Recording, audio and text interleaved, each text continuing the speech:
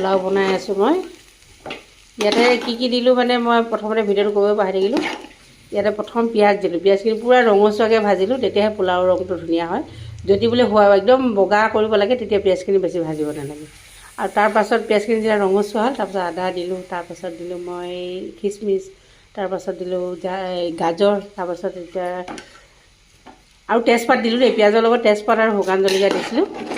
আৰু ৰিফাইনত বনাইছোঁ মই, আৰু লগতে ইলাচি দিলোঁ। এতিয়া ভাজি আছোঁ আৰু অলপ ভালকৈ ভাজিব লাগিব, তেতিয়া পোলাও কালাৰটো আহিব। যদি আপোনালোকে একদম হোৱাইট মানে পূৰা চাধা বগা পোলাও বিচাৰে তেতিয়া কিন্তু পিঁয়াজটো নাভাজিব দেই সৰহকৈ। পিঁয়াজটো ৰঙচুৱাকৈ ভাজিলেহে পোলাও ৰংটো সলনি হয়।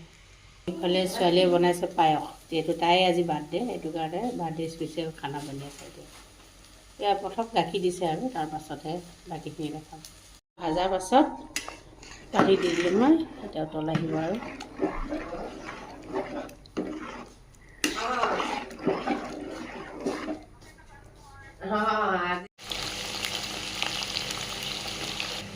মাংসখিনি এইবোৰ আপোনালোকে সদায় বজাৰৰ পৰা আহিলে মানে এইবোৰ হাওঁফাওঁ চাওঁফাওঁ লাগি আছেনে চাই নাচায়, এইটো সদায় চাব দেই। কিছুমান দোকানীয়ে হাওঁফাওঁবিলাক কাঢ়ি নিদিয়ে।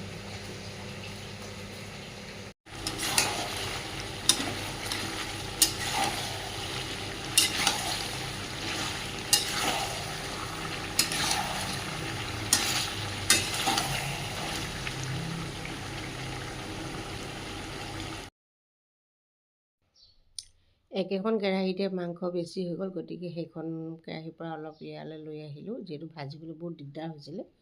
আৰু ভালকৈ নাভাজিলে মাংসটো সোৱাদ নালাগে ন, পূৰা তেল ওলোৱাকৈ ভাজিব লাগে। এয়া ভাজিলোঁ মই।